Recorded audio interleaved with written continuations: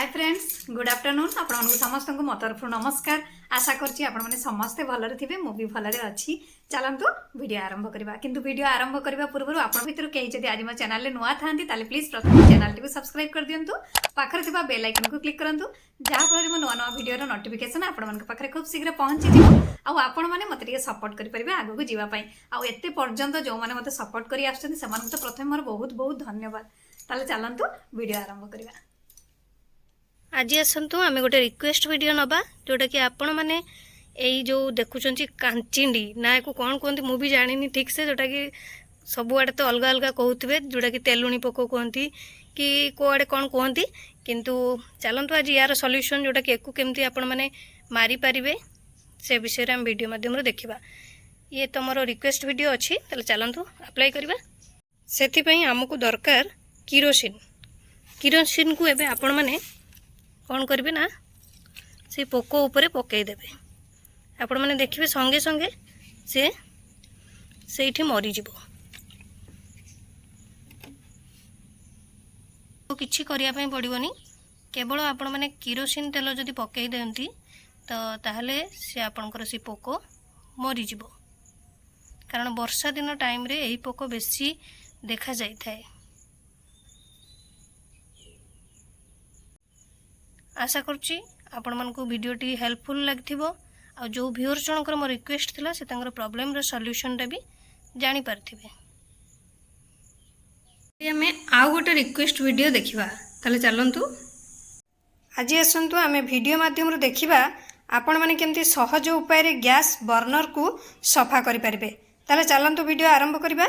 ता पूर्व आपण माने देखि पारुथिबे गैस बर्नर रो अवस्थाटी कौन हेछि मु आपण मन को गोटे बर्नर सफा करिकि देखैबी आपण माने सही प्रोसेस रे आपण को घरे थिबा बर्नर को सफा करनेबे।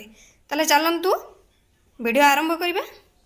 आमे एबे सबुठारु जोटा बेसी कळा हेछि सेही बर्नर टी को सफा करिबा।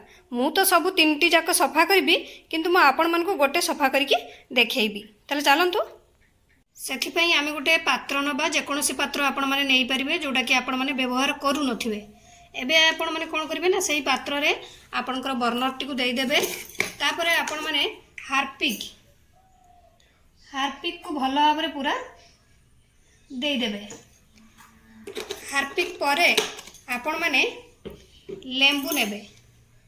लेंबू रस को सेमती आपण माने सेठी चिपुड़ी देबे। लेंबू रस परे आपण माने किछि बेकिंग सोडा देबे।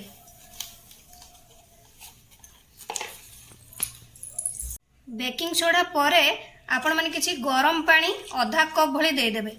दे आपण माने एको एबे एमती बुड़ाई की आधा घंटा पर्यंत छाड़ी देबे। एबे हमर आधा घंटा हेई गलानी आपण माने एबे कोन करबे हाथ रे ग्लोव्स पिंदी देबे। तापरे आपण माने एको नहीं यही जो आमर पानी रे डीप करी आपणकर टूथब्रश को आराम से आपण माने सफा कर देबे। आपण मन को बेसी कष्ट करिवा पई पड़िबोनी बा बेसी परिश्रम करिया पई पड़िबोनी। देखिबे घसीबा भितर आपणकर ये सफा हो जिवो। नहले आपण माने एही टाइप रो स्क्रबर सहित स्क्रब करनेबे। ब्रश अपेक्षा आपनकर स्क्रबर बहुत सुंदर काम दबो। आपण माने देखि पारुथबे एही स्क्रबर रे आपण माने भलो भाबरे घसी घसी की आपनकर बर्नर टी को सफा करनेबे। देखि पारुथबे हमर बर्नर केडे सुंदर सफा हो जाउची। देखंतु एबे हमर सफा हे गलानी बर्नर टी हमें एबे भलो भाबरे ताकू धोई दबा।